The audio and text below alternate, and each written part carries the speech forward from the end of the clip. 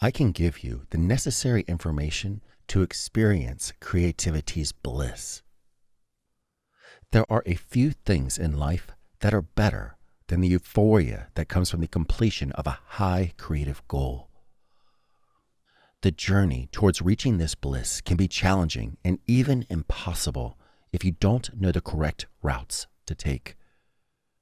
That's why I'm here, to guide you towards this ultimate joy that only creativity can bestow.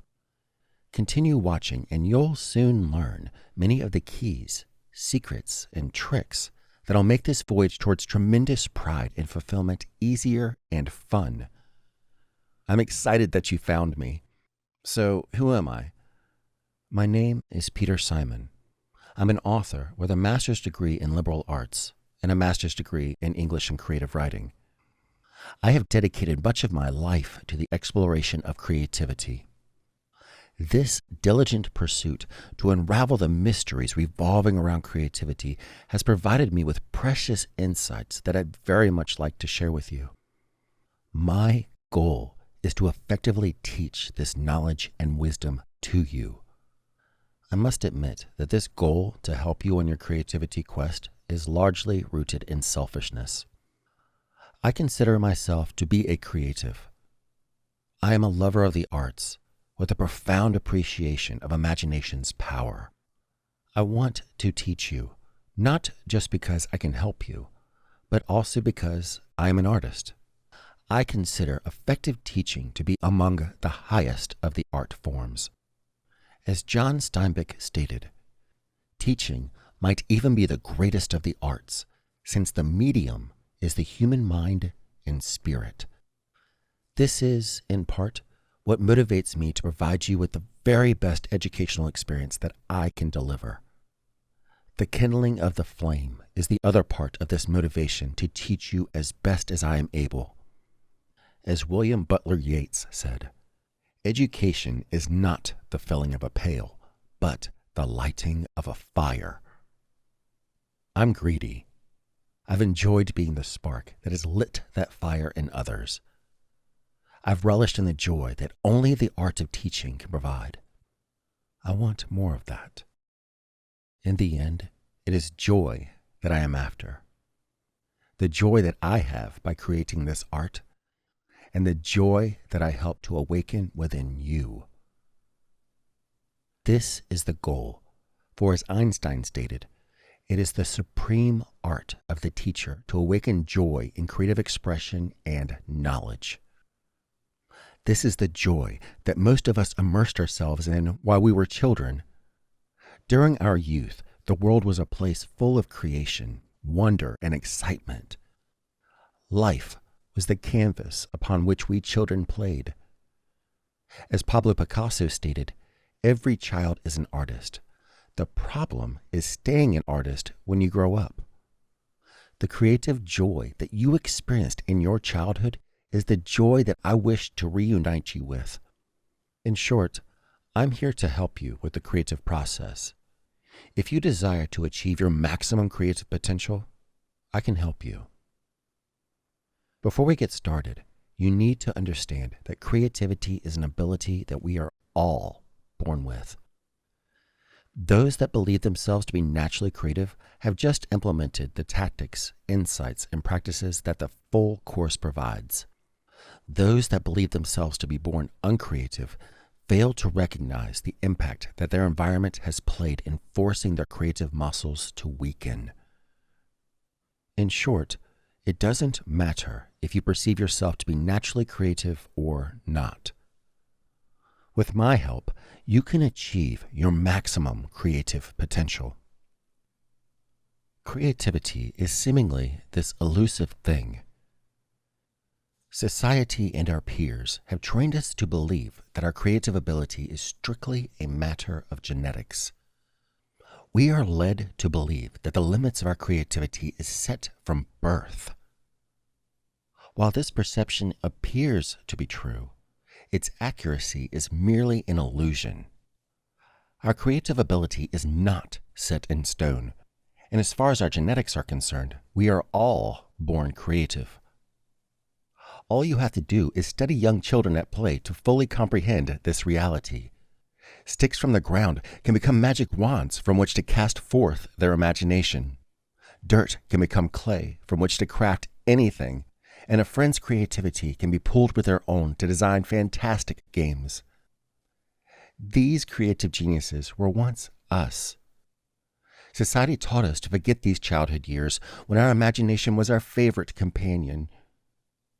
Conformity, authority, and self-doubt taught us to see ourselves as less than we are and less than we can be.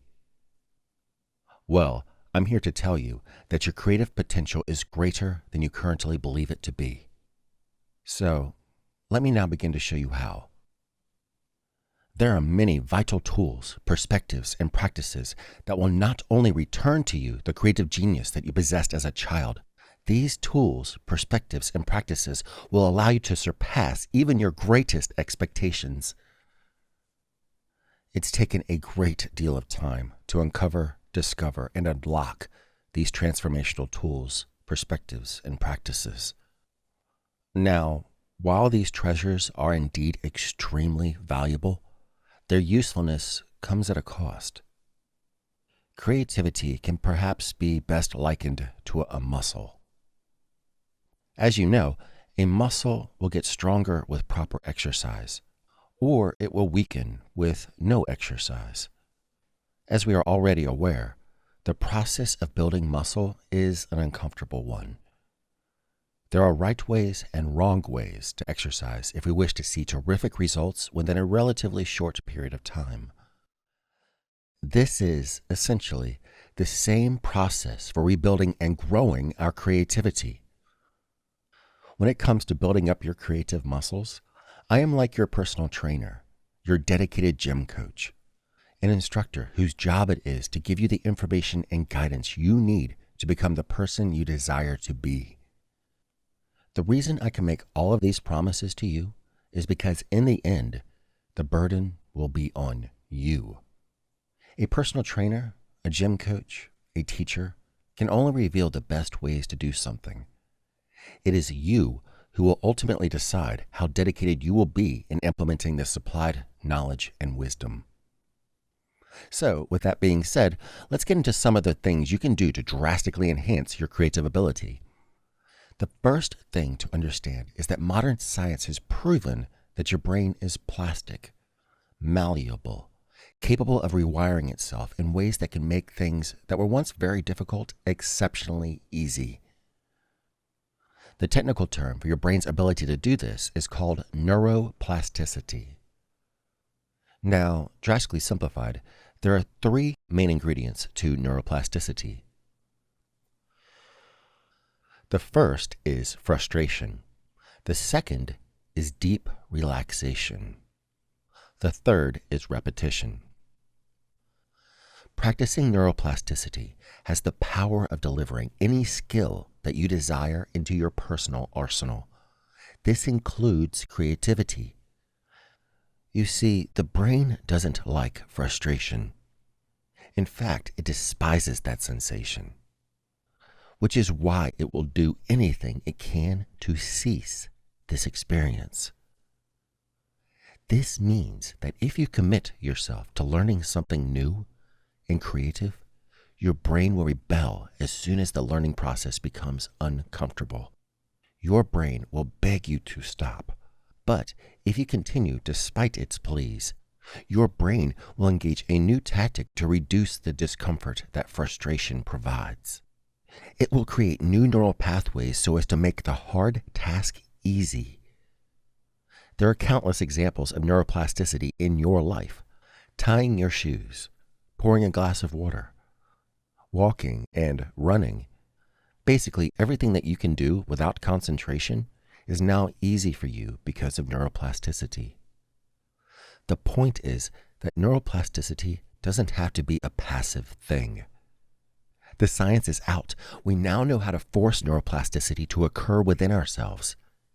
And the first step is to stick with learning that new thing even when your brain uses frustration, aggravation, and irritation as a method to demand that you stop.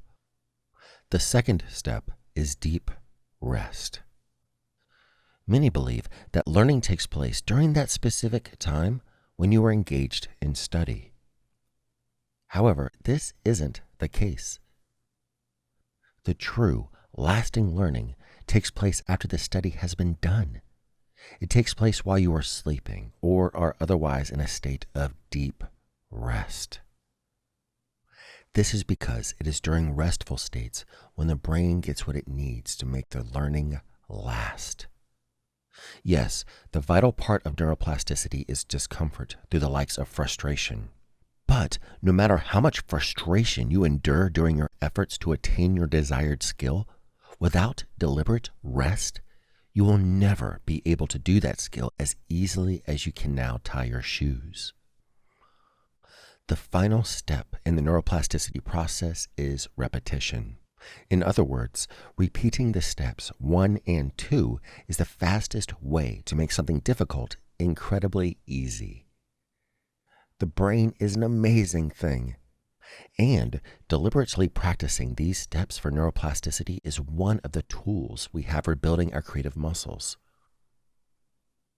Another of the many tools emerges from the understanding that our eyes are a part of our brain. Don't think of your eyes as being attached to your brain. Rather, think of your eyes as being brain. This means that we can use our eyes to boost our creative ability. There are many ways to use our eyes to boost our creativity. One way is to keep our head stationary and to repeatedly look left to right. Studies have shown that such an act will noticeably boost creativity for 7 to 9 minutes. Another way is to walk through the woods. The green trees that pass by our vision as we walk enhances our creativity. Another way is to look at an open space, whether that be across a mountaintop, or across a large body of water, or up in the sky, or across the plains. Such a view activates our panoramic vision, which in turn promotes expansive thinking, the type of thinking that goes hand in hand with creative thought. There's also the matter of color. Studies have shown that different colors can heavily sway our cognitive and creative capabilities. Now, colors often affect us differently. However, it is often the case that blue, and especially green, tend to boost creative ability in most people. Wonderfully, our brain is not the only part of our body that can be used to boost and further our creative ability. There is also how we hold our body in general. There are simple things that we can do with our body to noticeably boost our creativity. Such easy things are to lie down, laugh, work with our hands, take a walk or a shower, move slowly, and get out of physical discomfort. Studies have shown that people are better able to think up creative solutions when they are lying down versus when they are sitting upright. Even faking hearty laughter moves us into a playful and risk-taking mood, which is extremely beneficial to creativity. Working with our hands increases our sensory input, which in turn encourages creative thought. Taking a walk, a shower, and moving slowly invites our subconscious to produce and share creative solutions that a focused, stressed body will not. Next, a body in discomfort really struggles to think creatively. Simply making your body as comfortable as possible has been shown to radically boost creative ability. Lastly, a part of our body that shouldn't be neglected when striving to boost our creative ability are our ears. Studies have shown that the wrong music, the wrong audio frequencies can severely negatively impact our creative ability. However, the correct music or the correct audio wavelengths can massively boost our creative ability. Sound's potential to significantly boost or degrade our creative ability means that if we are planning on using audio to elevate our creativity, we must use it perfectly. The formula for proper use is to pre-select audio that is relatively new to you, personally enjoyable, and is relevant to the day's creative endeavor. Studies have shown that new music enhances mental activity that very familiar music will not. And the same can be said for audio that is enjoyable or not. Also, music has the ability to sway our moods. Sometimes a happy mood is the ideal state of mind to be in for that day's creative work. Other days, a sad mood would result in a more productive state of mind. Therefore, we need to make sure that the audios we listen to are new, enjoyable, and aligned with that day's creative goals. Along these lines of using our body to improve our creative ability is to take our natural circadian rhythm into consideration. Some of us are morning people. Others of us really wake up after the sun has set. Determining and acting on our preferences in this area can provide an easy and significant boost in our creative ability. Along these lines is the matter of routine. Most successful creatives swear by the value of having a routine.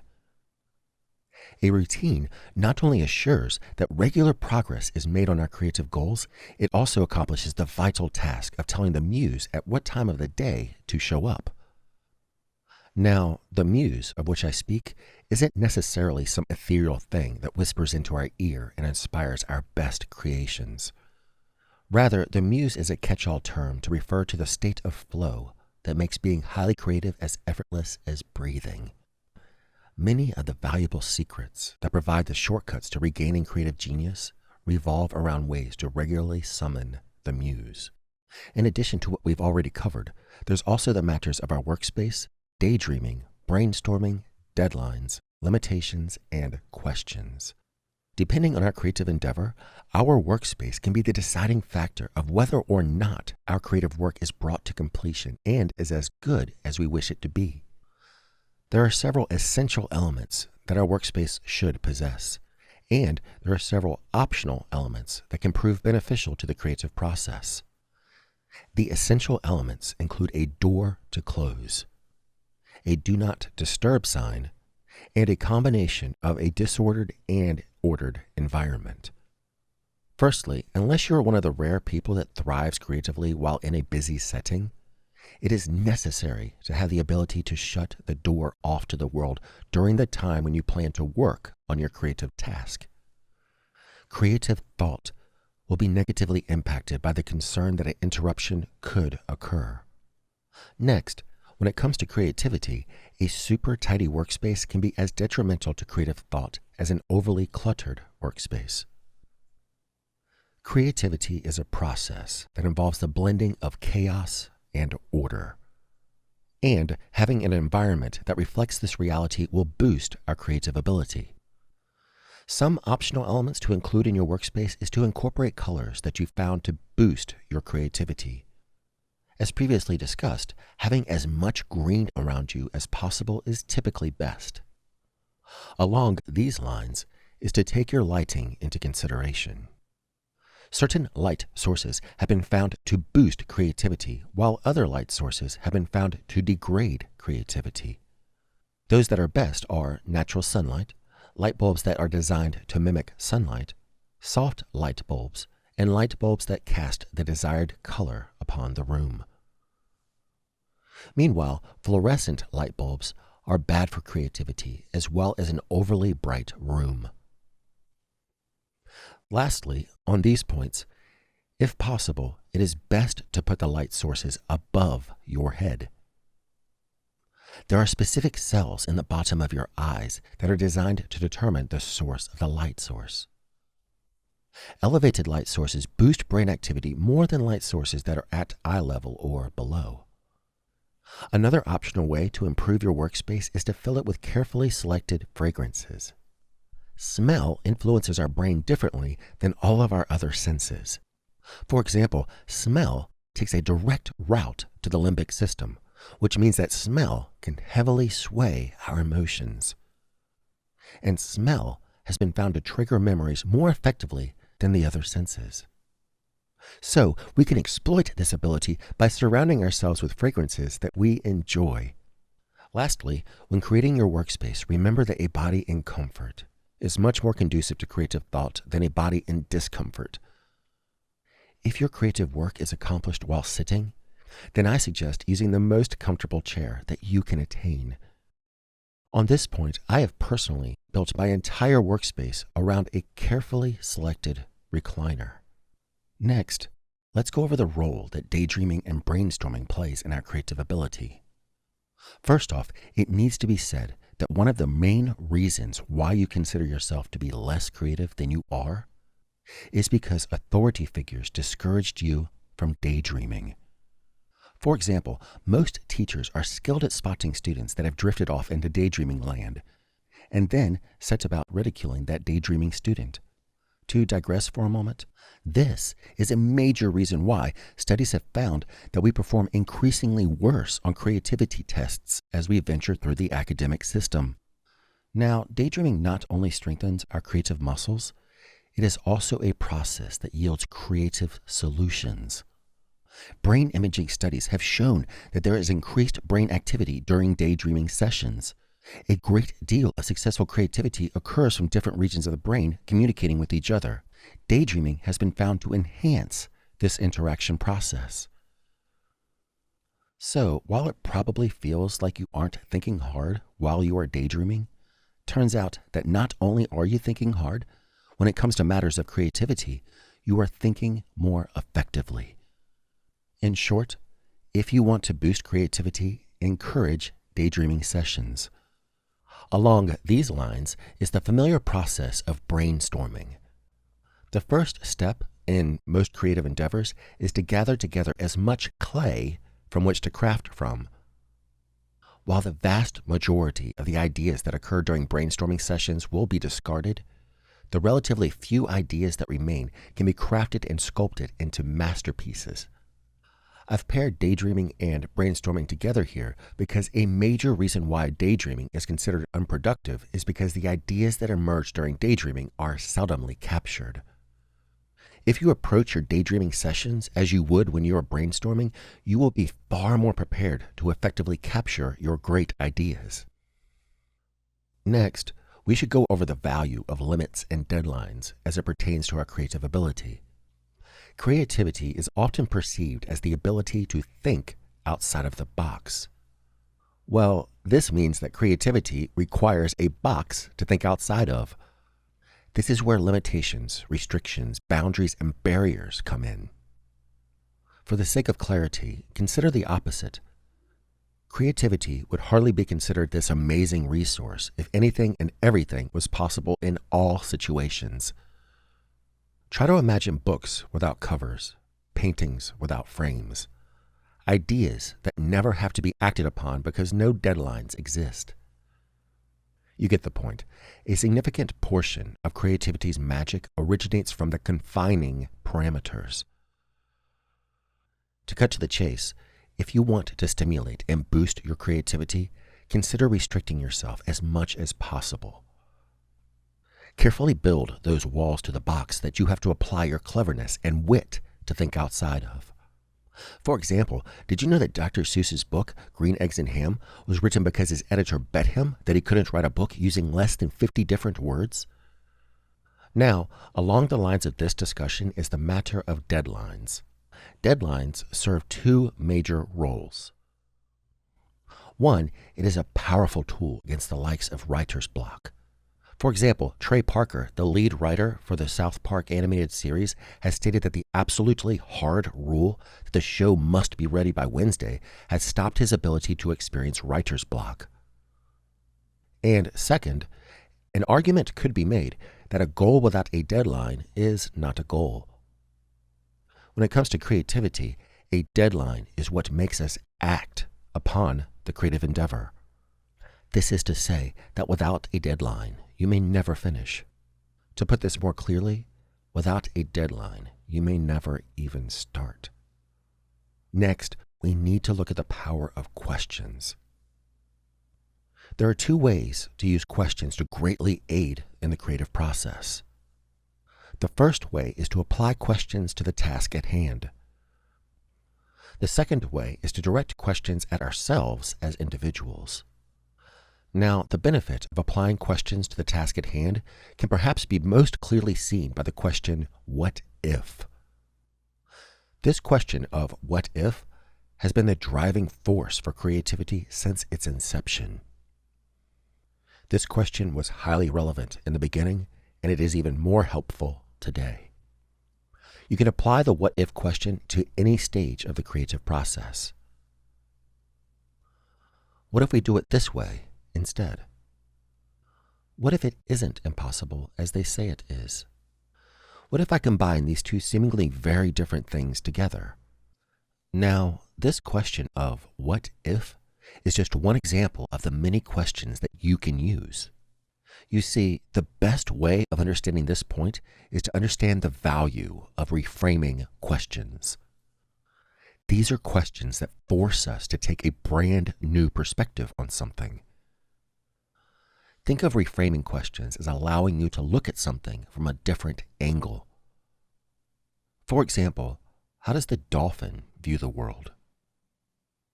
How does a gopher view the world? How does a lion view the world? How does an eagle view the world? In this scenario, the planet remains the same, yet the perception of the planet drastically changes based upon their individual perspective. In short, you can use reframing questions to force yourself to see the task at hand from every possible angle. And being able to do this will allow you to generate solutions that others would have thought to be impossible. The second way that questions greatly aid us is to apply questions to ourselves. This process is mostly geared towards taking an honest examination of our assumptions and self-limiting beliefs. You'd probably be surprised at how much of our reality is based off our assumptions. This is actually a good thing. Our assumptions allow us to move through life in a fast and efficient manner. If it weren't for assumptions, we would be trapped by an incessant questioning mind. That said, assumptions can greatly impede creative progression. Questions such as, how could I be wrong? What am I missing? Or, what haven't I considered? And other such questions that force us to bring our attention to our blind spots. Also, along these lines, applying questions to ourselves helps us to see our self-perceived limitations. In other words, we can use questions to identify our self-limiting beliefs. The first step towards solving any issue is first recognizing that there is an issue to be solved. For example, as I've already discussed, many people who perceive themselves as being uncreative have internalized the belief that they are naturally uncreative. This perception becomes a self-fulfilling prophecy of sorts. There's a famous ancient translated Confucian quote that's applicable here. Those who say they can and those who say they can't are both usually correct. Studies have reinforced this quote with the consistent findings that belief or disbelief in one's self is enough to make something possible or not. In short, you can use questions to figure out how you see yourself, and then use this self-awareness to then shift your perception of yourself. Remember, if you used your imagination to play as a kid, then you were born with all the creativity you require to regain your creative genius. And to segue into the next step, the next two ways to boost your creativity is to embrace play and curiosity. Before I get into this, I want to prove to you that you were born with more creativity than you might believe. There's this test called the 9-dot puzzle. There are 3 rows of 3 aligned dots on a piece of paper. And the objective is to connect those 9 dots using no more than 4 straight lines without lifting the writing utensil and without tracing the same line. Most adults aren't able to complete this test. However, most children can easily solve the puzzle. Adults typically start with one corner and then draw a line to another corner. And then the adults realize that they are almost out of lines. The creative solution to this comes from the realization that you don't have to stop at a dot. The reason that this is a puzzle is because life experience has trained adults to insert rules that are not there. Nowhere in the rules is it stated that you must stop at the dots. When children are given this test, they are often not only able to solve it with the 4-line restriction, they are able to solve it with less than 4 lines.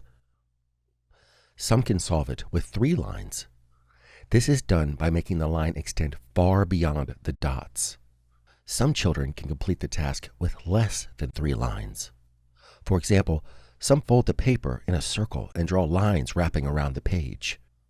Some are able to connect the 9 dots by one straight line by making the realization that nowhere in the rules is it stated that the line can only be so wide.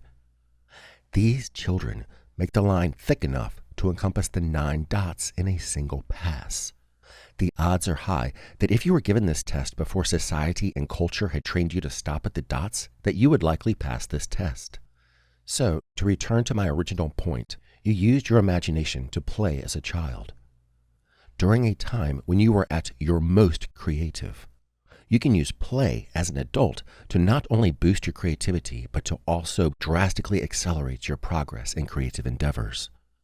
In brief, turning a goal into a game of sorts, where, like a sports event, the fear of failure becomes a source of internal fuel rather than a debilitating force.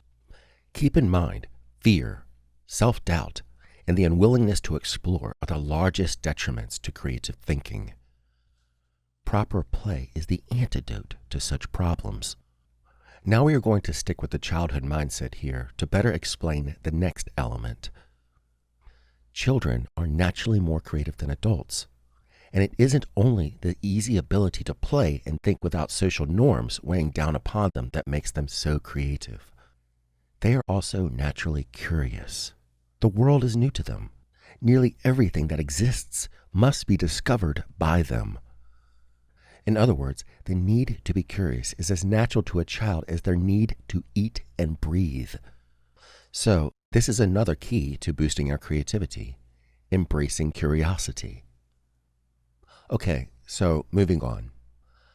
I paired the discussion of curiosity and play here because there is a vital part of curiosity that is directly linked to play. This link is called the seeking system.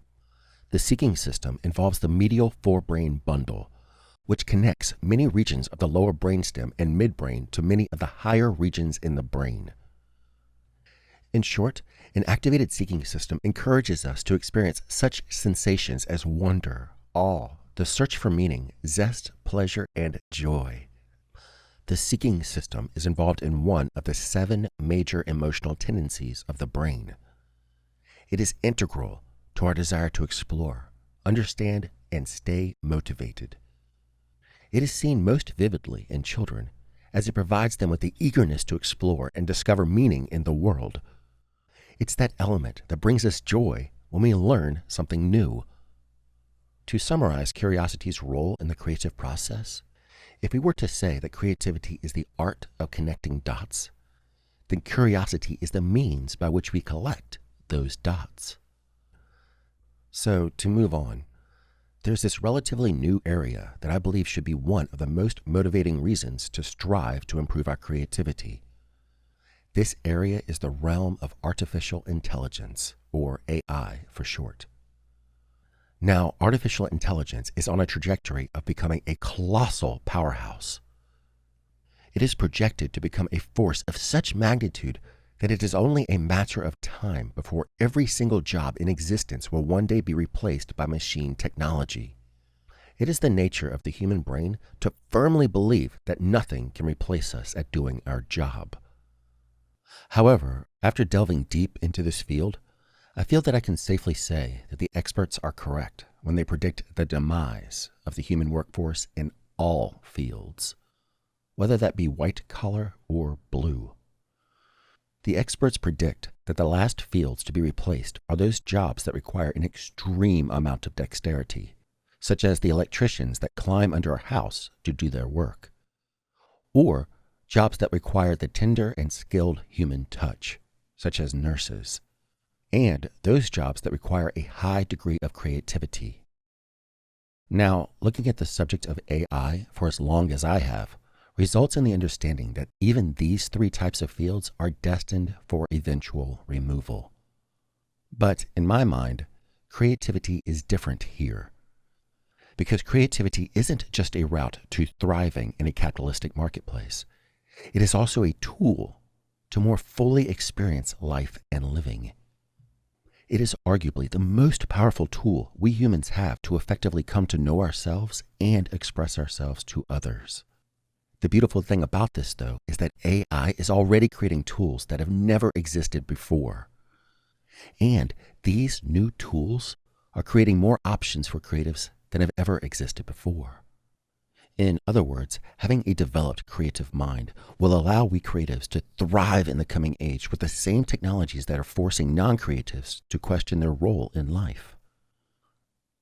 I believe that because of the likes of AI, automation, quantum computing, the future belongs to we creatives.